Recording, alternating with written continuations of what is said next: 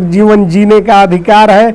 साथियों नमस्कार, आज हम इकट्ठा हुए हैं एक ऐसे सवाल पर जो लाखों घरों की रसोई से जुड़ा हुआ है, बुजुर्गों की दवाई से जुड़ा हुआ है और हमारे समाज की आत्मा से जुड़ा हुआ है। यह सवाल है ईपीएस 95 पेंशन योजना में वृद्धि हुई है और वेतन वृद्धि क्यों जरूरी थी, यानी कि ईपीएस 95 की पेंशन वृद्धि क्यों जरूरी थी। यह सवाल है कि जिन्होंने अपनी जवानी देश की सेवा में लगा दी, उन्हें बुढ़ापे में सम्मानजनक जीवन जीने का अधिकार इतनी देर से क्यों दिया गया। 1995 में ईपीएस यानी एम्प्लॉइज पेंशन स्कीम लागू हुई थी। सरकार और कर्मचारी दोनों ने सोचा कि चलो यह योजना भविष्य में बुजुर्गों के लिए सहारा बनेगी। हर कर्मचारी की तनख्वाह से अंशदान काटा गया, हर नियोक्ता से भी योगदान लिया गया। सब ने विश्वास किया कि जब रिटायरमेंट होगा, जब हाथ पांव काम करना छोड़ देंगे, तभी यह योजना हमें जीवन यापन के लिए सहारा देगी। लेकिन भाइयों एवं बहनों, बीते दिनों और बीते 2014 से अब तक हालात ऐसे थे कि योजना से महज 1000 से 2500 रुपए तक पेंशन मिलती थी। सोचिए 1000 रुपए में क्या परिवार कोई चला सकता है। आज की स्थिति, आज महंगाई कहाँ पहुँच चुकी है। रसोई गैस सिलेंडर 1000 रुपए से ऊपर हो चुके हैं। दूध, सब्जी, तेल सब दोगुने तिगुने दामों पर मिल रहे हैं। बच्चों की पढ़ाई, घर का किराया, बिजली पानी के बिल, हर महीने हजारों रुपए की ज़रूरत पड़ती है।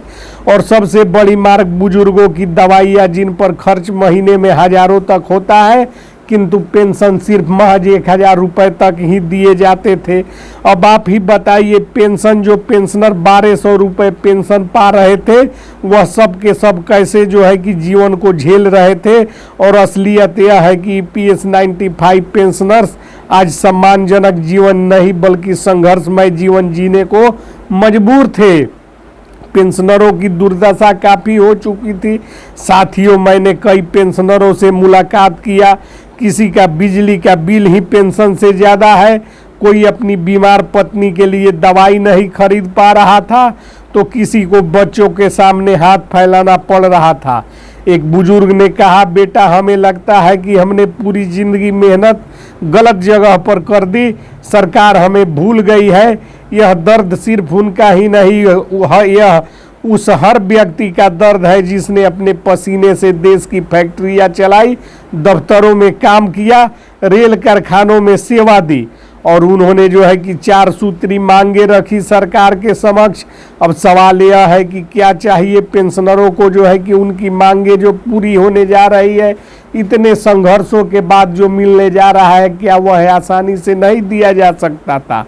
पेंशनरों ने मांग किया था कि न्यूनतम पेंशन 7500 रुपये प्रति माह तय की जाए, पेंशन में महंगाई भाता यानी कि डीए जोड़ा जाए, सभी पेंशनरों के लिए उनके पति पत्नी सहित मुफ्त मेडिकल चिकित्सा सुविधा उपलब्ध करवाई जाए। पेंशनरों की गणना वास्तविक पेंशन पर की जाए, न कि पुरानी सीमा पर। ये मांगे कोई भीख नहीं थी, ये अधिकार जो संविधान और कानून ने उन्हें दिया था, उसी की मांग वे लोग लगातार कर रहे थे। सरकार और अदालतों ने भी इसका संज्ञान लिया। साथियों, यह लड़ाई नई नहीं है। पेंशन संगठन पिछले कई वर्षों से संघर्ष कर रहे थे। धरना हुआ, प्रदर्शन हुआ और जो है कि तमाम तरह के कार्यक्रम हुए और संसद तक आवाज़ पहुंची। सुप्रीम कोर्ट तक मामला गया। सुप्रीम कोर्ट ने भी माना कि पेंशन बढ़नी चाहिए। सरकार ने कुछ सुधार तो किए, लेकिन अधिकतर पेंशनर्स तब भी जो है कि पुराने स्तर पर अटके हुए थे। और आज के ज़रूरत के अनुसार सरकार ने ठोस और व्यापक कदम उठाने का काम किया। यह पेंशनरों का मामला ही नहीं। सोचिए, जब घर के बुजुर्गों के पास खर्च के लिए पैसा नहीं हो तो पूरा परिवार प्रभावित होता है। बच्चों की पढ़ाई रुकी रहती है, परिवार का सम्मान घटता है। और बुजुर्ग खुश और सुरक्षित होंगे तो पूरा समाज खुशहाल होगा। और यही किसी भी सभ्य राष्ट्र की पहचान होती है। और मैं यहाँ बता देना चाहता हूँ कि जितने भी नौजवान पीढ़ी के पेंशनर्स बनने वाले हैं, आज भले ही आप नौकरी कर रहे हो और तनख्वाह पा रहे हो, लेकिन याद रखिए कल आप भी पेंशनर्स होंगे। और अगर आज आप चुप रहे तो कल आपको भी वही तकलीफ झेलनी पड़ेगी। इसीलिए यह आंदोलन सिर्फ बुजुर्गों के लिए नहीं हुआ था, बल्कि युवाओं के लिए भी हुआ